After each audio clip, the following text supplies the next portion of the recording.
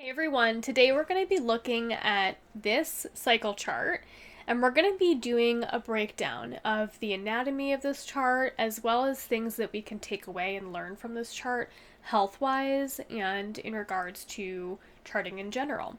If you're not familiar with fertility awareness charting, welcome to the channel. You can learn more about it on this channel and I have an online course as well.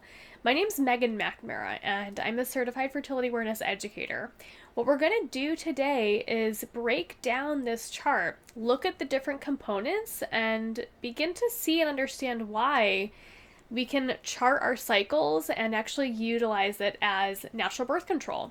I want to make it clear though that the app that I'm using called Read Your Body makes no predictions about my cycle. So this is not a quote unquote natural birth control app. No. Instead, what we do with charting is we learn how to effectively chart and then interpret according to very specific rules and criteria how to use the chart for natural birth control purposes. So this is actually a highly effective method of natural birth control, and we're going to walk through and begin to understand why that is. So what I want to start off with is I want to start actually at the top of this chart here. As you can see, this is cycle 86, so I've been doing this for quite a while. I've been charting my cycles for 86 cycles. Wow. And the method that I use in particular is called FEM, that stands for Fertility Education and Medical Management. And then I also add in basal body temperature, or BBT, as well. The rules that I interpret my basal temperature are the Fahrenheit version rules for Sensiplan. And so the goal of this chart at this time is to avoid pregnancy for this particular chart.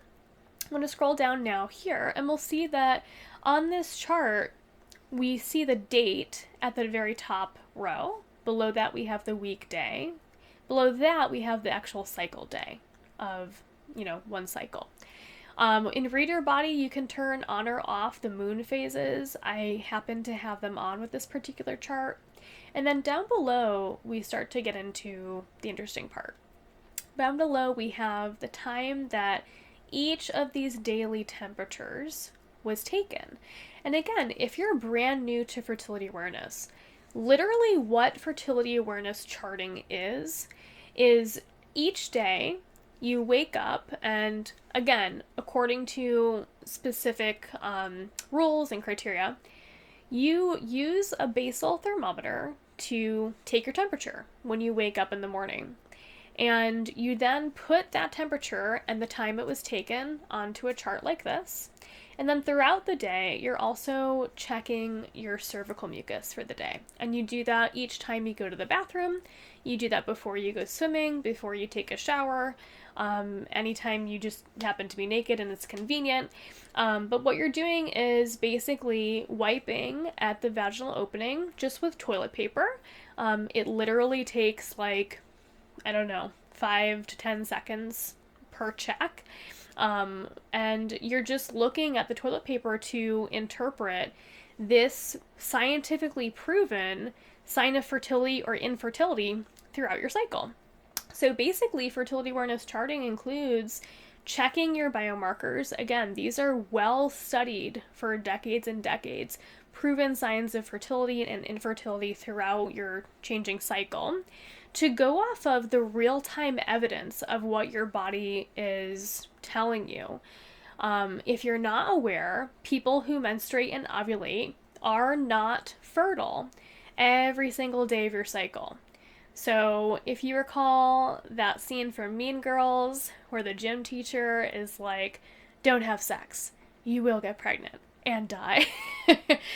A lot of times we're taught these fear tactics that are really instilled in us that we can get pregnant anytime, anywhere, and that it's something to fear when it's literally not true. People who ovulate and menstruate are really only fertile for a relatively small window throughout their whole entire cycle. And doing this charting allows you to accurately, scientifically identify that window, so that you can just avoid it and then thereby avoid pregnancy with really high efficacy. So it's a really cool method if you're someone who, for whatever reason, doesn't want to use hormonal birth control or condoms or what have you. And so this is something where, again, like if it can work for your lifestyle, it is incredibly powerful. It's incredibly empowering.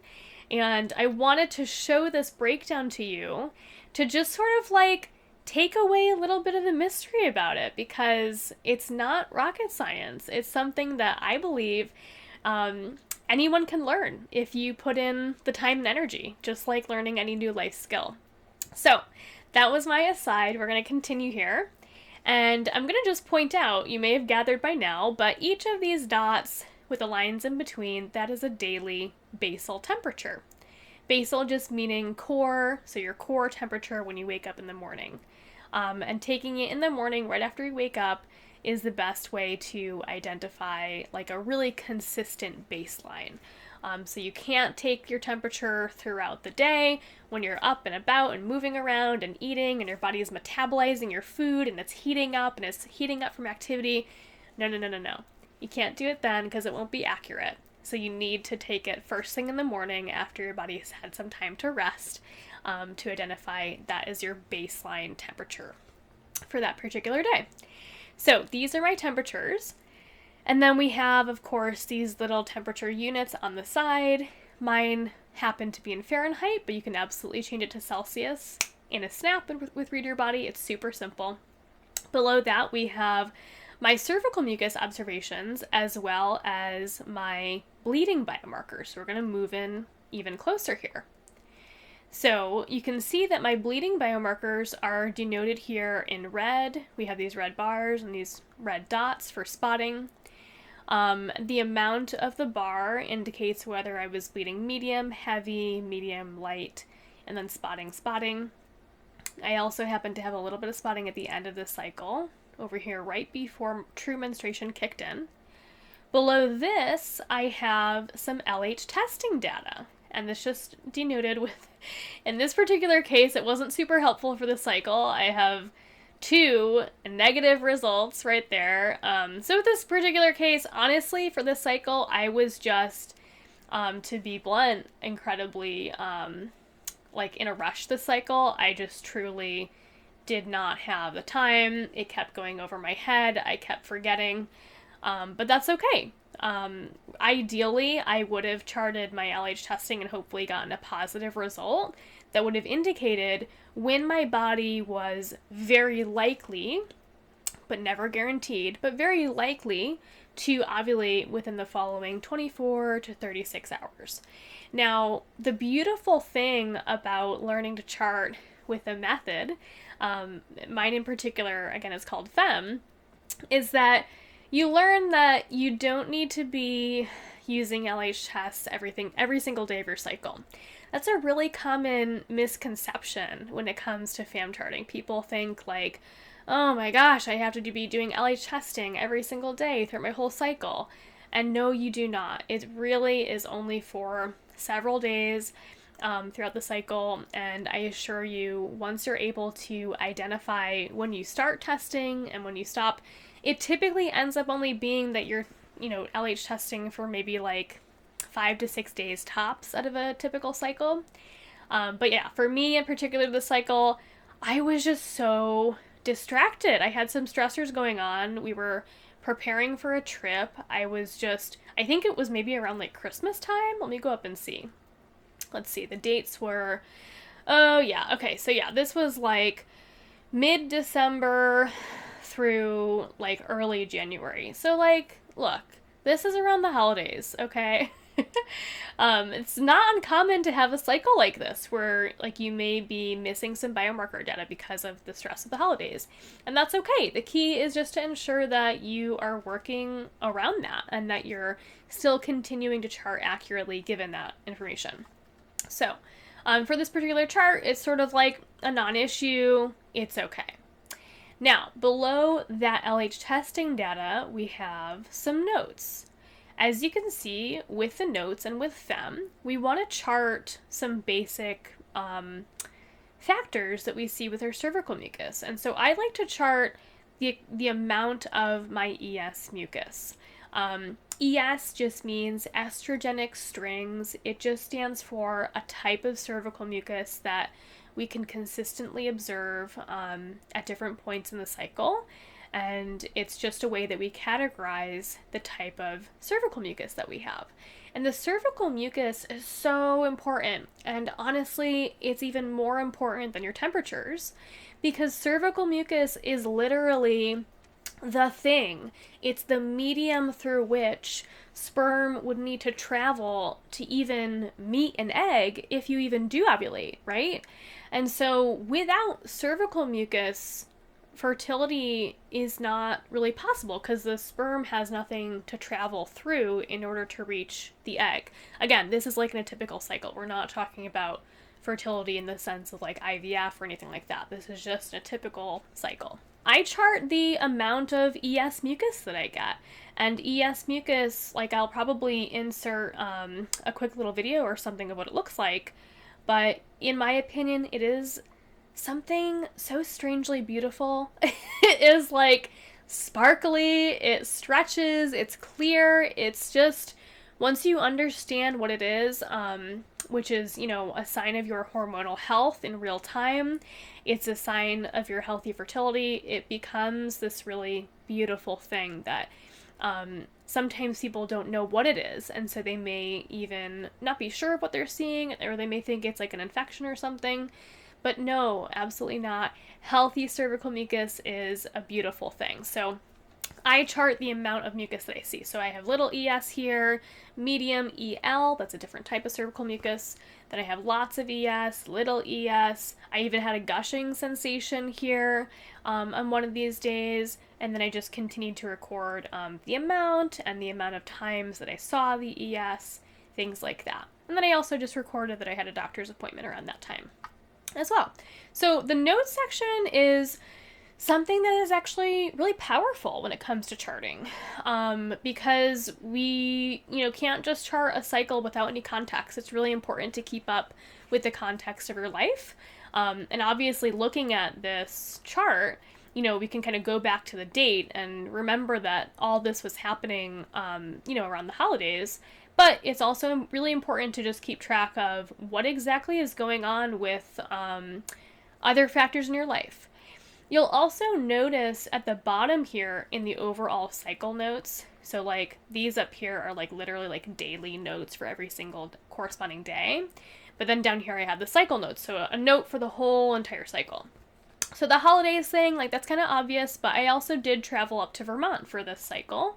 And I did that, I noted it here toward the end of the cycle, if you can see my mouse clicking. But I had a couple of travel days and then one day where I was like totally there on the trip. And I just charted that there. Charting travel is really important. For me, with this particular cycle, I was already toward the end of my cycle anyway, so it didn't make like that big of a difference. But charting travel can be really crucial because travel is a stressor. It's a different, it's a difference in your routine from your daily life. And so you really want to make sure that you're keeping track of travel, as well as illness and things like that. Changes in work, if you're moving, if there's like a financial or a physical illness or stressor, you want to keep track of those things because, back to travel, like even if you have like this trip that you've been like looking forward to for so long and it's like this beautiful trip to somewhere warm or up to the mountains or like, over to like visit your best friend or something, even if it's like a really happy occasion, and you're traveling, that is still a big change for your body, especially if like you're going across time zones or you're visiting a different climate, things like that. Again, even if it's like a nice happy stressor, your body can still interpret that as a stressor. And so it's key to keep track of those things because sometimes that can result in delayed ovulation for a cycle. And again, you don't want to be shocked and surprised if that happens. if you're keeping track of it, you can just say to yourself, okay, that actually makes total sense. My body was a little bit stressed. It interpreted that right now was not a good time to even have the possibility of getting pregnant, and so my body naturally delayed ovulation for me. And that's something that can absolutely happen. Not in every case, and so I want to stress that just because you travel does not guarantee that it'll delay ovulation, but it can definitely happen sometimes, especially if like you just happen to have like kind of a body that is more sensitive to those types of changes. So again, keeping track of it is a big deal, and you want to try and do that as best you can. Below the travel, I also kept track of an instance where I had a headache. Again, I'm not someone who like typically has headaches, so when I do, it is a big part of my body literacy, right? That is another element that charting is all about. It's not just about trying to avoid pregnancy or get pregnant. Charting is also a huge part of body literacy, and it has taught me so much over the years. Keeping track of things like headaches, nosebleeds, like stomach aches, things like that. I'm learning how to be body literate in other areas besides my reproductive health, because guess what? Your whole body is a system, and everything interacts and overlaps and works together. And so it's really key to just like keep note and be aware of those different symptoms that can come up. So for me, I knew in this particular case I was probably really dehydrated because I was traveling. And despite like trying to drink fluids, I think I just like, I don't know, maybe it was just a really dry location. Usually for me, headaches happen if I'm really dehydrated. I also had definitely gotten like, for sure, like enough sleep, so I knew it wasn't that. And so for me, this particular chart, again, just reinforced the fact that when I'm dehydrated, like I need to be careful, make sure that I'm staying hydrated to avoid headaches like that. And then below that, this chart started to keep track of my supplement intake. Now, an aside about supplements, I'm a big, supporter for taking supplements when they are warranted. So taking supplements like magnesium, vitamin D, and in my particular case, iron, these are things that I've talked about with my doctor. I've consulted with her. We've even done blood tests to establish which supplements I need to be taking and which dosages I need to take them in. And so I do not ever really recommend people just kind of blindly going out and buying 20 supplements and being like, I don't know, I'm being told all these health claims. I want to just take all these things just because. I really, really encourage you to do your research and really just have an honest conversation with your doctor. Your doctor should be well qualified to have that conversation with you, order the necessary lab testing if needed, discuss symptoms that you may be having to help you to identify which supplements, if any, in addition to, eating nutrient-dense foods, which supplements may be helpful for you in your particular situation with your health. And in my case, magnesium is excellent because it helps with stress management, it helps with muscle recovery because I work out a lot, I move my body a lot, and it helps with sleep as well. And so for me, as well as digestion, by the way. So for me, it is incredible, and I make sure to take it because it's estimated that 50 to 75% of adults are actually deficient in magnesium, and I really want to get ahead on that. And so, of course, I'm trying to eat magnesium-rich foods, but in addition to that, I am also supplementing. Kind of the same thing with vitamin D. For me, that's a really big boost to my mood throughout the winter season, especially. And then iron, oh my gosh, that is something that I've kind of struggled with for a while. I used to love to give blood as much as possible because I was able to, I was healthy enough to for a long time. But the last several times I've tried to go give blood, I've been too anemic and my iron levels were too low. And then in 2020, the summer of 2020, my iron levels were so, honestly, probably dangerously low. I was so incredibly fatigued that despite trying to get enough sleep, I felt like I could just fall asleep at the drop of the hat, and not like in a good way. It was kind of really concerning, and so I got tested. My iron levels were like insanely low, and I needed to begin to supplement with iron for me. Research shows that taking iron actually every other day, not every single day, but every other day, actually is more beneficial, and you're able to absorb it better than doing it daily. So that's how I take it.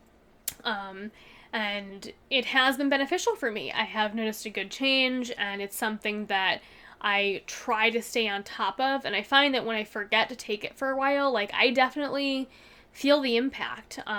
For someone who menstruates and has periods, every single cycle you are literally losing blood.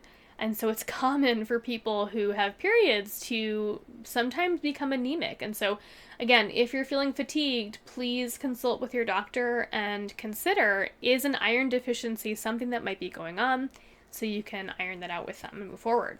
And then I also was having some sensations in my chest as well, which I'll kind of, I don't know what to make of that yet. That's something that I'm keeping track of. As you can see, it doesn't happen that often at all, but I still want to obviously keep track of that for me. So that is the overall anatomy of this chart.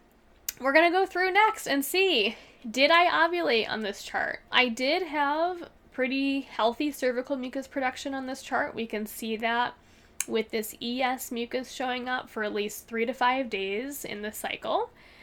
So that is a great thing. As you can see, I had a peak day, denoted by this little P right here that's marked, followed by a count of 1, 2, 3 days. 1, 2, 3 days right there, during which I changed from ES mucus predominantly back toward dryness, which just means that my body was not so estrogen dominant anymore, and it was getting more progesterone dominant. That same exact pattern is continued, and it's backed up more by this upward and sustained shift in my basal temperatures as well. So as you can see, they change from being in my lower range before ovulation, and then they go up and they stay up, sustained, for at least 3 days in this case, continuing on to at least 7 before I stop temping for the rest of the cycle. But as you can see, this trend is clear.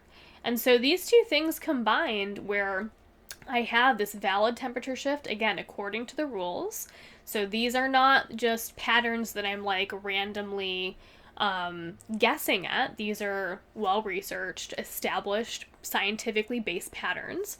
And as you can see, I'm cross-checking these two things. Both cervical mucus data and basal temperature are equally important. And in some cases, cervical mucus is even more important. So I want to stress that even though temperature, sometimes people feel like the temperature biomarker is like more obvious, so they sometimes place more importance upon it. But I want to stress that both cervical mucus data and temperature are equally important, okay? And so know that.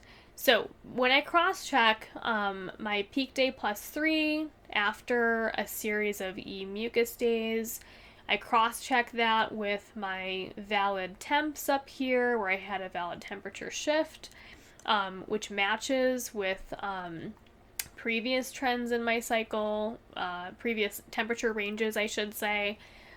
Everything looks good, and yes, I was able to confirm that I did ovulate this cycle, which is great. Healthy, regular ovulation is such an incredible benefit to all these different parts of your body, including your brain, your breast health, musculature throughout your body, as well as bone health. Regular ovulation is one of the best protectants that we have against conditions later in life like osteoporosis. So the more times in our life as menstruators that we can have healthy ovulation as often as possible, within our healthy parameters of typically, cycles being between 24 and 36 days.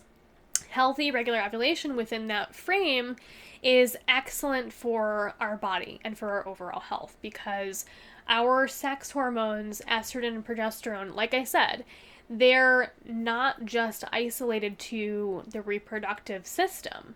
We have a whole body system, everything is constantly interacting, and so healthy regular ovulation is such a boost to, again, these different bodily systems. And so when people are on hormonal birth control, where ovulation is actually being suppressed and they're not ovulating at all, they're not receiving those cyclical benefits of their sex hormones, because those sex hormones are not even being naturally produced. Crucially, not being able to ovulate regularly, especially when it's over very long periods of time, like 5, 10, 15 years, maybe even a few decades of being on birth control, not ovulating during that time can be a detriment when it comes to health later in life, with things like breast cancer risk or risk of osteoporosis and things like that. I think that it's always just best to be informed.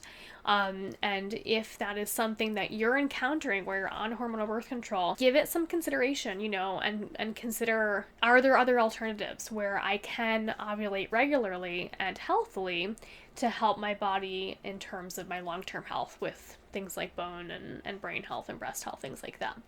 So, to kind of get back on track, we've established here that I did ovulate, which is great. And then I had a luteal phase. It wasn't really counted here.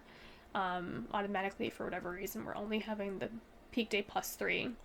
But when I count this luteal phase, it looks like from temperatures, it was 8, 9, 10, 11. So this was an 11-day long luteal phase.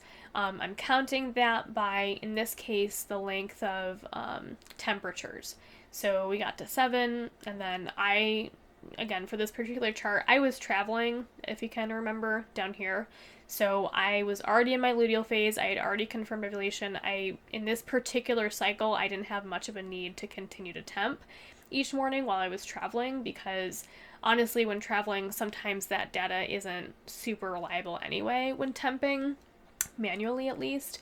And so anyway, I stopped, and as you can see, I got to 7, 8, 9, 10, 11 days for this luteal phase. I had a little tiny bit of spotting before I went into the next active bleed for true menstruation kicking in, but otherwise everything looked good. I had really no cycle symptoms, and when I began to bleed at home, I then enjoyed a ton of raspberry leaf tea, which of course always helps my cycle.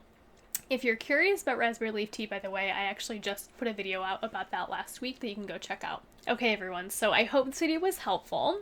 If you're curious for more information, I encourage you to reach out. I'm available online. I have an online course called Second Nature Cycles, where I've worked with hundreds of clients over the years to teach them this method. And they've been able to go forward and chart their cycles effectively, to use this as effective natural birth control. This method is over 99% effective when done correctly, of course, and when learned with an educator. That part is key, to receive that learning with an educator in order to ensure that you're getting all the information that you need. Sometimes you don't know what you don't know, and so we don't want anyone, to be missing information that's crucial and key to, protecting them as they're charting. So working with an educator that's qualified and certified really is the best way to ensure that. If you're curious and you want to learn more, go ahead to the first link in the video description below, and you can schedule a free one-on-one connection call with me to talk about it, and we'll explore options to get you into the course. As always, please leave a comment below. I love to hear your thoughts on this. Please go ahead and like this video so that other people can continue to see this information and learn more. And I hope you guys have a great day or night whenever you see this.